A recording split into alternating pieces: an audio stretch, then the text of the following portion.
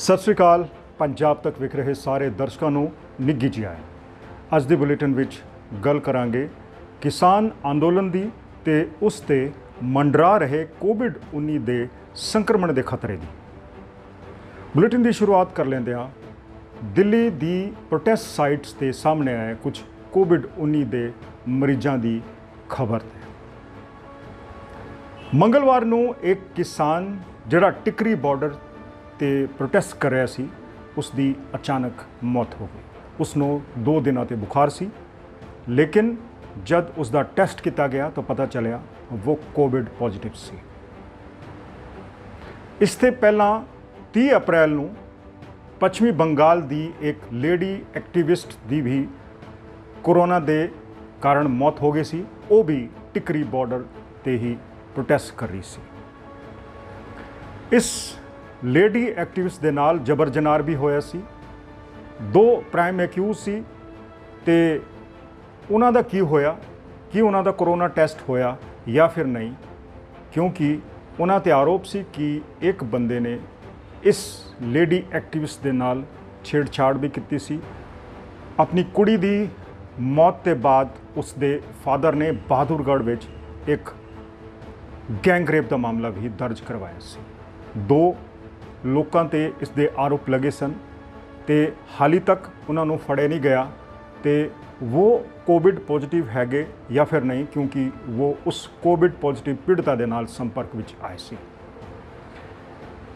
ਇਹ ਕੋਈ isolated cases ਨਹੀਂ ਹੈ ਕਿ 2 ਕੇਸਿਸ ਟਿਕਰੀ ਬਾਰਡਰ ਤੇ ਕੋਵਿਡ ਪੋਜ਼ਿਟਿਵ ਪ੍ਰੋਟੈਸਟਰਸ ਦੇ ਆਏ ਨੇ। ਇਸ ਤੋਂ ਪਹਿਲਾਂ 20 ਮਾਰਚ ਨੂੰ ਭਾਰਤੀ ਕਿਸਾਨ ਯੂਨੀਅਨ ਏਕਤਾ ਉਗਰਾਹਾਂ ਦੇ ਮੁਖੀ ਜੋਗਿੰਦਰ ਸਿੰਘ ਉਗਰਾਹਾਂ ਵੀ ਕੋਵਿਡ ਪੋਜ਼ਿਟਿਵ ਹੋਏ ਸੀ।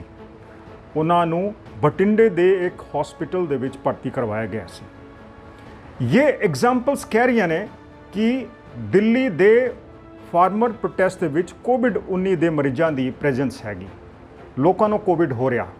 ਲੇਕਿਨ ਕਿਸਾਨ ਜਥੇਬੰਦੀਆਂ ਕੀ ਕਰੀ ਜਾ ਰਹੀਆਂ ਕਿ ਉਹ ਇਹਨਾਂ ਮਾਮਲਿਆਂ ਨੂੰ ਦਬਾਉਣ ਵਿੱਚ ਲੱਗੀਆਂ ਹੋਈਆਂ ਨੇ। ਮੰਗਲਵਾਰ ਨੂੰ ਜਿਸ ਕਿਸਾਨ ਦੀ ਡੈਥ ਕੋਵਿਡ ਦੇ ਨਾਲ ਹੋਈ, ਉਸ ਤੋਂ ਬਾਅਦ ਕਿਸਾਨਾਂ ਨੇ ਹੰਗਾਮਾ ਕੀਤਾ। ਕਿਸਾਨ ਆਗੂਆਂ ਨੇ ਹੰਗਾਮਾ ਕੀਤਾ ਤੇ ਸਵਾਲ ਚੁੱਕੇ ਕਿ ਕਿਉਂ ਉਸ ਦੀ ਕਰੋਨਾ ਜਾਂਚ ਕਿਉਂ ਕੀਤੀ ਗਈ। ਕਿਸਾਨ ਜਥੇਬੰਦੀਆਂ ਦਾ ਅੱਜ ਤੱਕ ਜਿਹੜਾ ਵੀ ਇੱਕ ਐਟੀਟਿਊਡ ਰਿਹਾ ਹੈ ਕੋਰੋਨਾ ਦੀ ਟੈਸਟਿੰਗ ਨੂੰ ਲੈ ਕੇ, ਉਹ ਨੈਗੇਟਿਵ ਰਿਹਾ ਹੈ। ਉਹ ਕੋਰੋਨਾ ਦੀ ਟੈਸਟਿੰਗ ਕਰਾਉਣਾ ਹੀ ਨਹੀਂ ਚਾਹੁੰਦੇ। ਸ਼ਾਇਦ ਇਸ ਦਾ ਵੱਡਾ ਜਿਹੜਾ ਕਾਰਨ ਇਹ ਤਾਂ ਕਿ ਕਿਸਾਨਾਂ ਦੇ ਵਿੱਚ ਕੋਰੋਨਾ ਨੂੰ ਲੈ ਕੇ ਡਰ ਨਾ ਫੈਲੇ। ਲੇਕਿਨ ਕਿਸਾਨ ਜਥੇਬੰਦੀਆਂ ਲੱਗਦਾ ਹੈ ਕੋਵਿਡ-19 ਦੀ ਟੈਸਟਿੰਗ ਦਾ ਵਿਰੋਧ ਕਰਕੇ ਆਪਣਾ ਹੀ ਨੁਕਸਾਨ ਕਰਨ ਵਿੱਚ ਲੱਗੇ ਹੋਏ ਨੇ, ਕਿਉਂਕਿ ਜੇ ਆਪਾਂ ਟੈਸਟ ਨਹੀਂ ਕਰਾਵਾਂਗੇ ਤਾਂ ਕਿਵੇਂ ਪਤਾ ਚੱਲੇਗਾ ਕਿ ਅਸੀਂ ਕੋਵਿਡ ਨੈਗੇਟਿਵ ਹੈ ਜਾਂ ਫਿਰ ਪੋਜ਼ਿਟਿਵ ਹੈਗੇ। ਜੇ ਸਾਨੂੰ ਪਤਾ ਚੱਲ ਜਾਏਗਾ ਕਿ ਅਸੀਂ ਕੋਵਿਡ ਪੋਜ਼ਿਟਿਵ ਹੈਗੇ ਤਾਂ ਫਿਰ ਸਾਨੂੰ ਆਈਸੋਲੇਟ ਹੋ ਕੇ ਦੂਜੇ ਲੋਕਾਂ ਦੀ ਜਾਨ ਬਚਾਉਣੀ ਚਾਹੀਦੀ ਹੈ। ਇਹੀ ਕਾਰਨ ਹੈ ਕਿ ਹੁਣ ਜਿਹੜੇ ਦਿੱਲੀ ਦੀਆਂ 3 ਪ੍ਰੋਟੈਸਟ ਸਾਈਟਸ ਨੇ, ਭਾਵੇਂ ਉਹ ਗਾਜੀਪੁਰ ਹੋਵੇ, ਟਿਕਰੀ ਹੋਵੇ, ਸਿੰਘੂ ਹੋਵੇ, ਉਸ 'ਤੇ ਜਾਣੇ ਵਾਲੇ ਕਿਸਾਨ ਜਦ ਵੀ ਆਪਣੇ ਪਿੰਡਾਂ ਨੂੰ ਪਰਤ ਰਹੇ ਨੇ, ਉਹ ਆਪਣੇ ਨਾਲ ਕੋਵਿਡ-19 ਦਾ ਇਨਫੈਕਸ਼ਨ ਲੈ ਕੇ ਆ ਰਹੇ ਨੇ। ਇਸ ਦੀ ਸੱਚਾਈ ਹਰਿਆਣੇ ਦੇ ਬਾਰਡਰ 'ਤੇ ਭਾਵੇਂ ਉਹ ਰੋਹਤਕ ਦੇ ਪਿੰਡ ਹੋਣ ਜਾਂ ਫਿਰ ਸੋਨੀਪਤ ਦੇ ਜਾਂ ਫਿਰ ਬਹਾਦੁਰਗੜ੍ਹ, ਇਹਨਾਂ ਇਲਾਕਿਆਂ ਦੇ ਜਿਹੜੇ ਪਿੰਡ ਨੇ, ਉਹਨਾਂ ਪਿੰਡਾਂ ਵਿੱਚ ਕਿਸਾਨਾਂ ਦੀ ਜਿਹੜੀ ਸਸਪੀਸ਼ੀਅਸ ਡੈਥ ਹੈ ਉਹ ਲਗਾਤਾਰ ਹੋ ਰਹੀਆਂ ਨੇ। ਕਈ ਪਿੰਡਾਂ ਵਿੱਚ ਤੇ 3-3, 4-4 ਦਰਜਨ ਲੋਕੀ ਰਾਤੋਂ ਰਾਤੀ ਮਰ ਗਏ। ਉਹਨਾਂ ਨੂੰ ਕੋਵਿਡ-19 ਸੀ, ਇਨਫੈਕਸ਼ਨ ਸੀ, ਕਿਉਂਕਿ ਉਹਨਾਂ ਨੇ ਕਿਸੇ ਨੂੰ ਨਹੀਂ ਦੱਸਿਆ ਤੇ ਉਹਨਾਂ ਦਾ ਆਕਸੀਜਨ ਲੈਵਲ ਗਿਰਦਾ ਗਿਆ, ਉਹਨਾਂ ਨੂੰ ਟ੍ਰੀਟਮੈਂਟ ਨਹੀਂ ਮਿਲੀ ਤੇ ਉਹਨਾਂ ਦੀ ਡੈਥ ਹੋ ਗਈ। ਸੱਚਾਈ ਇਹ ਹੈ ਕਿ ਕਿਸਾਨ ਜਥੇਬੰਦੀਆਂ ਹਾਲੇ ਤੱਕ ਕੋਵਿਡ-19 ਦੀ ਟੈਸਟਿੰਗ ਤੇ ਬਚ ਰਹੀਆਂ ਨੇ। ਉਹਨਾਂ ਦਾ ਇੱਕ ਸ਼ਾਇਦ ਇੱਕ ਵੈਸਟਡ ਇੰਟਰਸਟ ਵੀ ਹੈ ਕਿ ਉਹ ਜੇ ਲੋਕਾਂ ਨੂੰ ਇਹ ਪਤਾ ਚੱਲ ਜਾਏ ਕਿ ਸਾਡੇ ਵਿੱਚ ਇੰਨੇ ਪੋਜ਼ਿਟਿਵ ਨੇ ਤੇ ਸ਼ਾਇਦ ਲੋਕੀ ਘਰਾਂ ਨੂੰ ਪਰਤ ਜਾਣਗੇ ਜਾਂ ਫਿਰ ਉਹਨਾਂ ਦੇ ਵਿੱਚ ਪੈਨਿਕ ਫੈਲ ਜਾਏਗਾ, ਕਿਉਂਕਿ ਕੋਵਿਡ-19 ਦਾ ਸੰਕਰਮਣ ਇਹ ਤਾਂ ਹੋ ਨਹੀਂ ਸਕਦਾ ਕਿ ਦਿੱਲੀ ਦੀਆਂ ਪ੍ਰੋਟੈਸਟ ਸਾਈਟਾਂ 'ਤੇ ਨਾ ਹੋਵੇ, ਬਾਕੀ ਹੋਰ ਪੂਰੇ ਕੰਟਰੀ ਵਿੱਚ ਫੈਲਿਆ ਹੋਇਆ, ਪਿੰਡਾਂ ਵਿੱਚ ਫੈਲਿਆ ਹੋਇਆ, ਦੂਰ ਦਰਾਜ਼ ਦੇ ਪਿੰਡਾਂ ਵਿੱਚ ਵੀ ਫੈਲਿਆ ਹੋਇਆ। ਇਹ ਕਿਸ ਤਰ੍ਹਾਂ ਪੋਸੀਬਲ ਹੋ ਸਕਦਾ ਕਿ ਦਿੱਲੀ ਦੀਆਂ ਜਿਹੜੀਆਂ ਪ੍ਰੋਟੈਸਟ ਸਾਈਟਸ ਨੇ ਉੱਥੇ ਕੋਵਿਡ ਨਹੀਂ ਹੋਏਗਾ।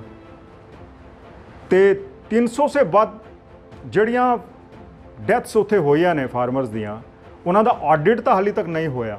ਜੇ ਆਡਿਟ ਹੁੰਦਾ ਜਾਂ ਫਿਰ ਕੁਝ ਉਹਨਾਂ ਦੀ ਜਾਂਚ ਹੁੰਦੀ ਤਾਂ ਸ਼ਾਇਦ ਪਤਾ ਵੀ ਚੱਲਦਾ ਕਿ ਉਹਨਾਂ ਦੇ ਵਿੱਚ ਕਿੰਨੇ ਪੋਜ਼ਿਟਿਵ ਸੀ, ਕਿੰਨੇ ਨੈਗੇਟਿਵ।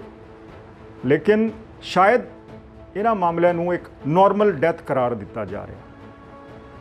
ਤੇ ਇਹ ਸਿਰਫ ਕਿਸਾਨਾਂ ਦੀ ਗੱਲ ਨਹੀਂ ਹੈ, ਬਹੁਤੇ ਪਿੰਡਾਂ ਦੇ ਵਿੱਚ ਮਾਮਲੇ ਰਿਪੋਰਟਿੰਗ ਨਹੀਂ ਹੋ ਰਹੇ ਤੇ ਉਹਨਾਂ ਦੀ ਟੈਸਟਿੰਗ ਨਹੀਂ ਹੋ ਰਹੀ ਹੈ। ਜੇ ਟੈਸਟਿੰਗ ਨਹੀਂ ਹੋ ਰਹੀ ਹੈ ਤੇ ਇਨਫੈਕਸ਼ਨ ਦਾ ਪਤਾ ਨਹੀਂ ਚੱਲ ਰਿਹਾ।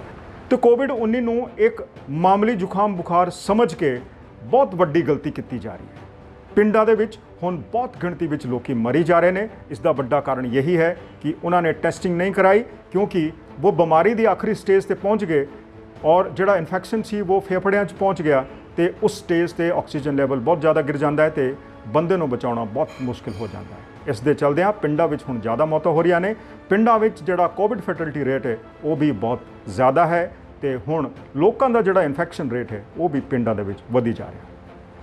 ਕਿਸਾਨ ਜਥੇਬੰਦੀਆਂ ਨੂੰ ਚਾਹੀਦਾ ਕਿ ਟੈਸਟਿੰਗ ਦੇ ਲਈ ਅੱਗੇ ਆਉਣ ਤਾਂ ਕਿ ਤੁਹਾਡੀ ਆਪਣੀ ਤੇ ਤੁਹਾਡੇ ਪਰਿਵਾਰ ਦੇ ਲੋਕਾਂ ਦੀ ਜਾਨ ਬਚ ਸਕਣ। ਤੇ ਉਸ ਦੇ ਇਲਾਵਾ ਤੁਹਾਨੂੰ ਸੋਸ਼ਲ ਡਿਸਟੈਂਸਿੰਗ ਨੂੰ ਫੋਲੋ ਕਰਨਾ ਹੋਏਗਾ। ਮਾਸਕ ਦਾ ਇਸਤੇਮਾਲ ਹੁਣ ਤਾਂ ਡਬਲ ਮਾਸਕ ਦਾ ਇਸਤੇਮਾਲ ਤੁਹਾਨੂੰ ਕਰਨਾ ਚਾਹੀਦਾ ਤਾਂ ਕਿ ਕੋਵਿਡ ਦੀ ਚੇਨ ਨੂੰ ਤੋੜਿਆ ਜਾ ਸਕੇ। ਤੁਸੀਂ ਵੱਡੀਆਂ ਰੈਲੀਜ਼ ਨੂੰ ਆਰਗੇਨਾਈਜ਼ ਕਰਨੇ ਤੇ ਬਚੋ, ਇਨਸਾਨੀਅਤ ਦੀ ਰੱਖਿਆ ਕਰੋ। ਇਹ ਹੋਈ ਤੁਹਾਡਾ ਜਿਹੜਾ ਅਸਲੀ ਜੋ ਮਕਸਦ ਹੈ ਹੋਣਾ ਚਾਹੀਦਾ। ਤੁਹਾਡਾ ਪ੍ਰੋਟੈਸਟ ਚੱਲ ਰਿਹਾ, ਬਹੁਤ ਵਧੀਆ ਚੱਲ ਰਿਹਾ, ਤੁਸੀਂ ਇਸ ਥਾਂ ਤੇ ਇਸ ਨੂੰ ਪਹੁੰਚਾ ਦਿੱਤਾ। ਪ੍ਰੋਟੈਸਟ ਚੱਲਦਾ ਰਹਿਣਾ ਚਾਹੀਦਾ, ਅਸੀਂ ਇਸ ਹੱਕ ਵਿੱਚ ਵੀ ਹਾਂ। ਲੇਕਿਨ ਸੋਸ਼ਲ ਡਿਸਟੈਂਸਿੰਗ, ਟੈਸਟਿੰਗ ਜਾਂ ਫਿਰ ਦੂਜੇ ਜਿਹੜੇ ਕੋਵਿਡ ਦੇ ਪ੍ਰੋਟੋਕੋਲਸ ਨੇ ਉਹਨਾਂ ਨੂੰ ਨੈਗਲੈਕਟ ਨਾ ਕਰੋ, ਇਗਨੋਰ ਨਾ ਕਰੋ, ਕਿਉਂਕਿ ਉਹ ਕਿਸੇ ਹੋਰ ਨੂੰ ਨਹੀਂ, ਤੁਹਾਡੇ ਆਪਣੇ ਸਪੋਰਟਰਸ ਨੂੰ, ਤੁਹਾਡੀ ਆਪਣੀ ਫੈਮਲੀਜ਼ ਨੂੰ ਵੀ ਭਾਰੀ ਪੈ ਰਹੇ ਨੇ। ਇਸ ਅੱਜ ਦਾ ਬੁਲੇਟਿਨ ਕਿਵੇਂ ਜਿਹਾ ਲੱਗਿਆ ਤੁਹਾਨੂੰ ਸਾਨੂੰ ਜ਼ਰੂਰ ਦੱਸਿਓ। ਦੇਖਦੇ ਰਹੋ ਸਾਡੇ ਬੁਲੇਟਿਨ, ਸ਼ੇਅਰ ਕਰਦੇ ਰਹੋ ਤਾਂ ਕਿ ਤੁਹਾਡੀ ਗੱਲ ਜ਼ਿਆਦਾ ਲੋਕਾਂ 'ਚ ਪਹੁੰਚੇ, ਨਾਲ ਸਰਕਾਰ ਦੇ ਕੰਨਾਂ ਵਿੱਚ ਵੀ ਪਹੁੰਚੇ। ਸਤਿ ਸ਼੍ਰੀ ਅਕਾਲ।